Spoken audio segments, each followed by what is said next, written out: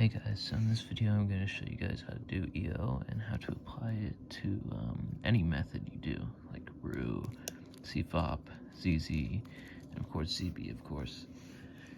And okay, so yeah, let's get into it. I'm just going to randomly scramble up this cube so I can show you how we tell that edges are misoriented.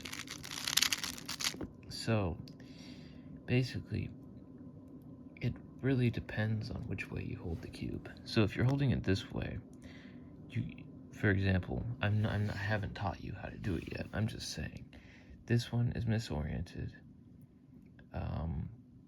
and this one, yeah. So these four edges are misoriented. But if I turn it this way, if I rotate it, then that makes this one not oriented correctly, and it also makes these two not oriented correctly, but it also corrected the orientation of some of them. So therefore we have,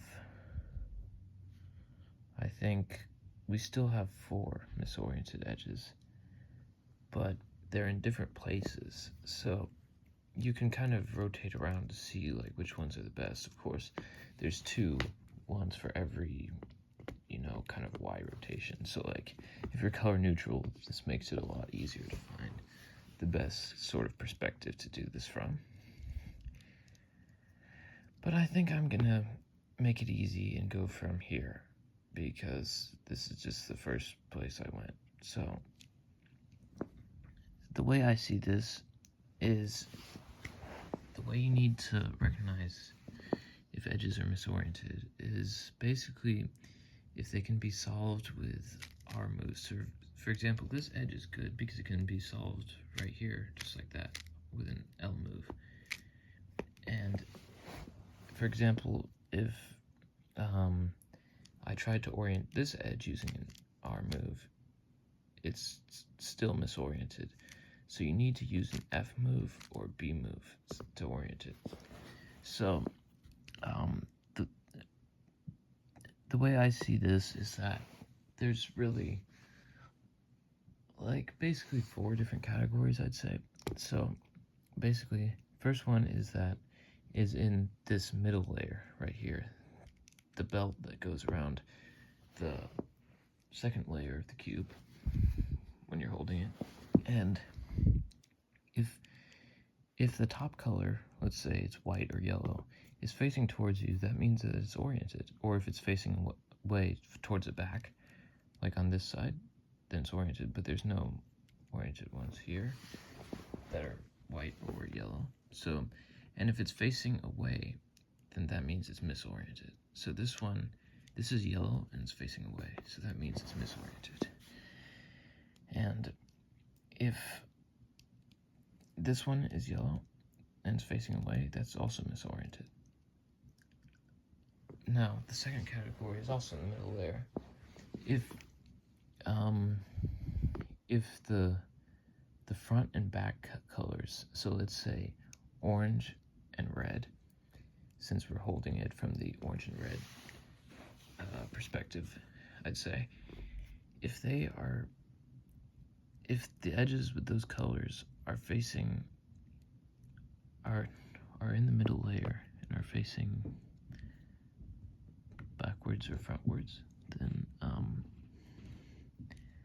that basically means that they are oriented. But if, for example, this edge, the orange was facing like that direction, then that would be a misoriented edge. Now let's go to the D layer. So D layer, it's really easy to spot if the white and yellow edges are oriented. So basically, if they're oriented, then they are facing up. So for example, these two and these two. And if they're not oriented, then they're facing the other way. So like this, yeah, that's the only one. So, and then for the other edges, of course, the ones that have the colors of the front and back, centers, then if they are if that color that corresponds to the centers is on the same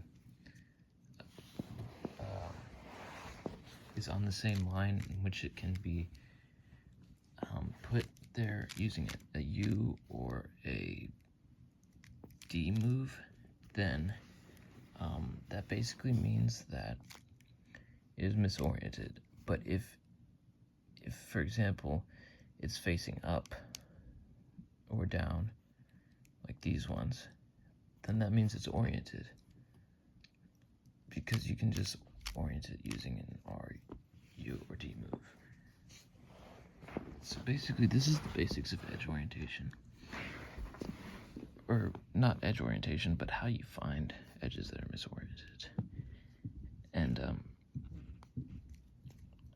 the way you solve them, if you're using ZZ for example, the way you solve EO is that you kind of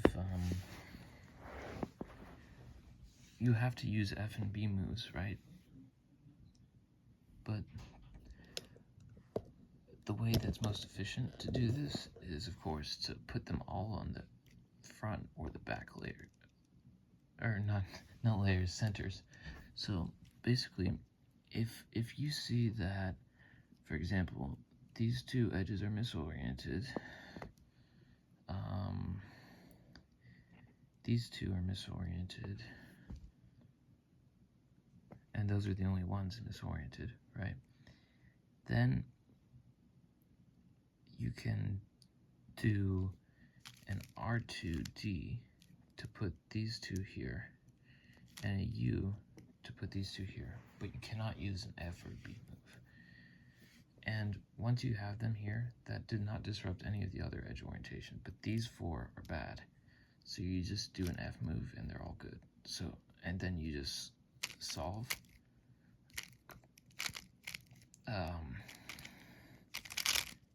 Normally, however you do that, and you don't have to rotate after that. And also, once you solve, then the last layer will be EO2. So you can just do a ZBL, but I don't know this one, so I'm not going to do that.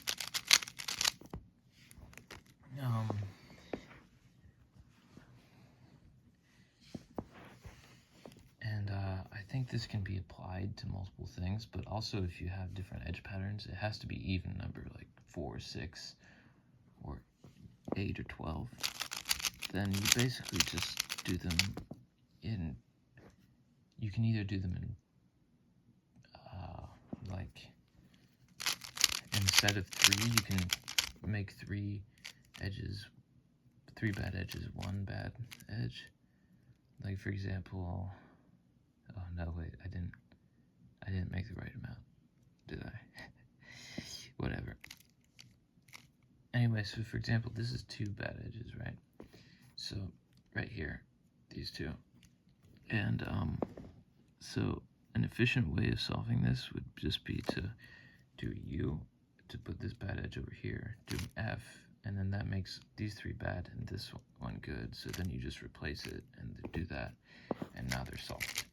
Now for a more in-depth tutorial about all of these kinds of cases, just watch one of the other EO tutorials. Like, I think Crystal Cuber did a good one, and I think the ZZ Method channel did a really good one too.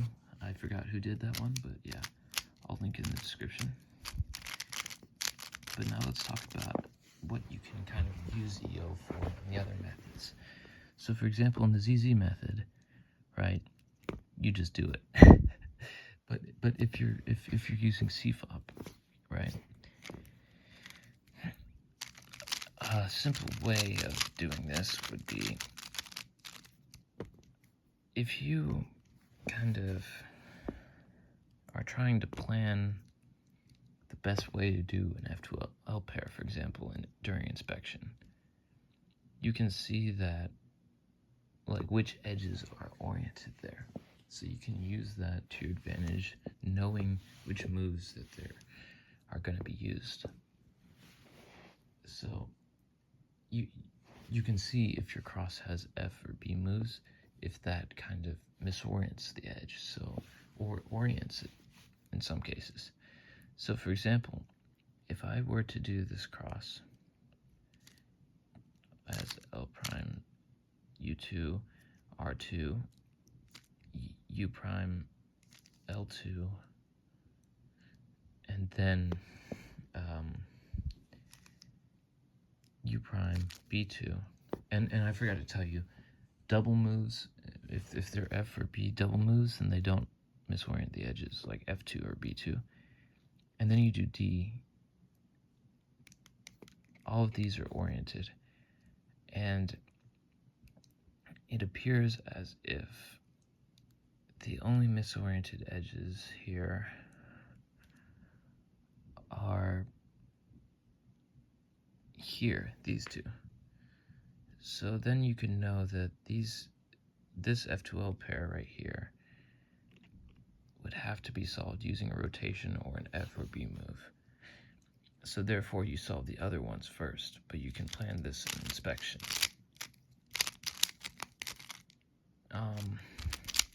Of course, sometimes it's easier to just do the regular move, but it really depends, I guess you could say. Now, of course, if you're using ZB, then ZBLS orients the edges, but you can also make the ZBLS easier by sort of already not using as many F and B moves during your F2L. And I'm not an expert on ZB, but I think that's probably the best way to use it in that fashion. And of course for Roux, I'm pretty sure there's an algorithm set that orients the edges during, I think, CMLL.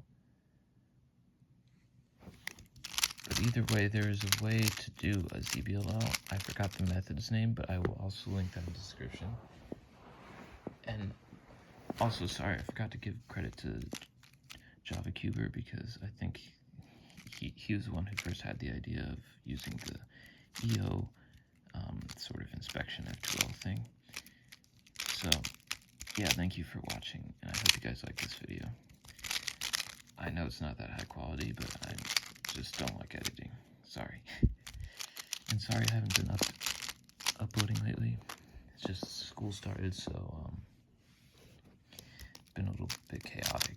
So don't expect as many uploads as usual.